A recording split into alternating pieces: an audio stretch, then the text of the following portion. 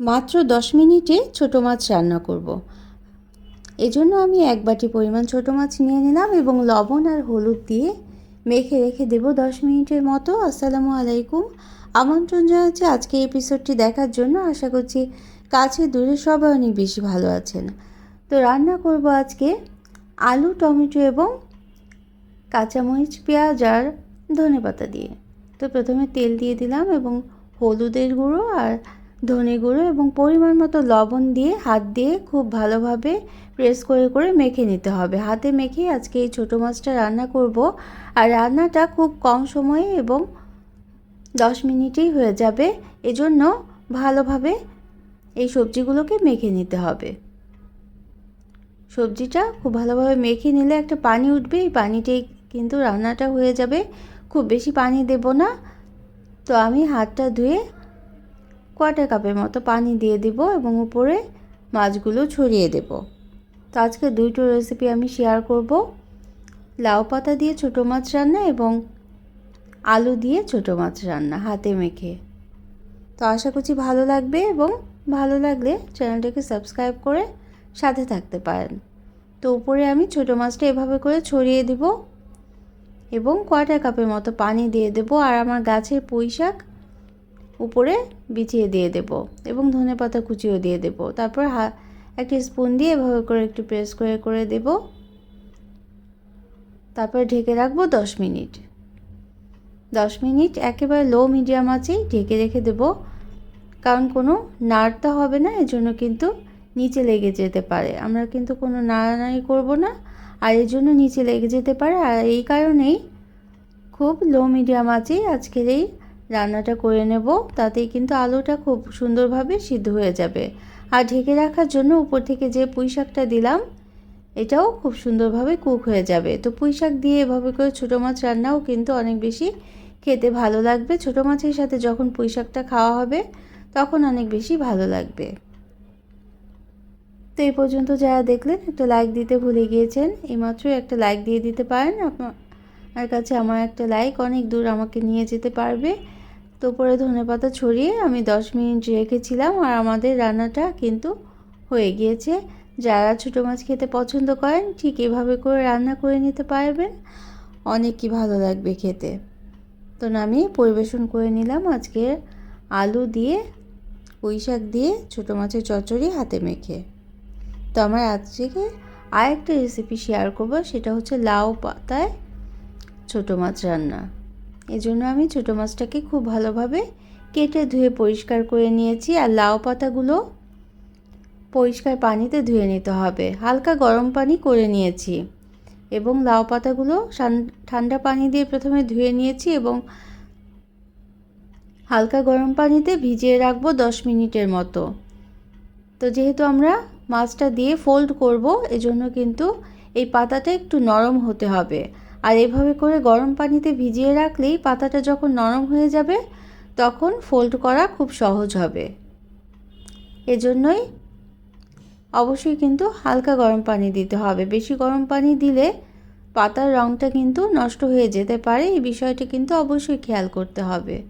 আর 10 মিনিটের বেশিও কিন্তু রাখা যাবে না। 10 মিনিট রেখে উঠিয়ে সামান্য লবণ ছিটিয়ে দিলাম। লবণটা দিলেও পাতাটা খুব সহজেই নরম হয়ে যাবে। ঠিক 10 মিনিট পর পাতাটা উঠিয়ে নেব এবং হাত দিয়ে চিপে চিপে পানিটাও সরিয়ে নেব। এখন মাছটা মেখে নেব। মাছটা মেখে নেওয়ার জন্য পেঁয়াজ কুচি নিলাম, ধনেপাতা কুচি নিলাম এবং কাঁচামরিচ ফালি নিয়ে নেব। তো ছোটো মাছে সাধারণত আমরা খুব বেশি মশলা কিন্তু ব্যবহার করি না, আদা রসুন ব্যবহার করলে ভালো লাগে না খেতে। তবে এটা কিন্তু যার যার রুচি অনুযায়ী আপনারা চাইলে দিতেও পারেন। তো আমি এখানে লবণ দিলাম পরিমাণ মতো, ধনে গুঁড়ো, হলুদের গুঁড়ো দিয়ে দেব। দিয়ে মাছটাকে খুব ভালোভাবে মেখে নিতে হবে। খুব বেশি সময় মেখে রাখা যাবে না, তাহলে পানি উঠে যেতে পারে। আর যদি পানি উঠে যায় তাহলে পানিটা ছাড়িয়ে শুধু মাছটাই আলতো করে উঠিয়ে লাউ পাতার মধ্যে ফোল্ড করে নিতে হবে। তো যারা এ পর্যন্ত দেখলেন, ভালো লাগলে অবশ্যই কিন্তু কমেন্ট করে জানাতে পারেন আর শেয়ার করতে পারেন ফ্রেন্ডস অ্যান্ড ফ্যামিলির সাথে। আর যারা প্রথম ভিজিট করছেন তারা চাইলে চ্যানেলটিকে সাবস্ক্রাইব করে বেল বাটনটাকে একটা প্রেস করে রাখবেন, তাহলে নোটিফিকেশন পেয়ে পরবর্তী রেসিপিগুলো দেখে নিতে পারবেন। তাহলে আমরা এখানে টমেটো কুচিও দিয়ে দিলাম, খুব সামান্য পরিমাণ, খুব বেশি দেওয়ার কিন্তু দরকার নেই, তাহলে পানি ছেড়ে যেতে পারে। আর পানি ছেড়ে গেলে লাউ পাতা সহ ভেজে নিতে খুব কষ্ট হয়ে যায়। তো এখন আমাদের লাউ পাতাটাও পানি থেকে উঠিয়ে নিয়েছি এবং হাত দিয়ে চিপে পানিটা বের করে নিয়েছি, পানিটা ফেলে দিয়েছি, হাত দিয়ে একটু চিপে নিয়েছি। অনেকটাই শুকনো শুকনো হয়ে গিয়েছে লাউ পাতাটা। এখন প্রতিটা পাতায় যতটুকু মাছ দিলে ফোল্ড করা যাবে খুব সুন্দরভাবে, ঠিক ততটুকু মাছ দিয়ে নিতে হবে। তো এভাবে লাউ পাতায় মোড়ানো ছোটো মাছ খেতে কারা পছন্দ করেন তাও কিন্তু কমেন্ট করে জানাতে পারেন। তো প্রতিটা লাউ পাতা এভাবে করে ফোল্ড করে নেব আমরা।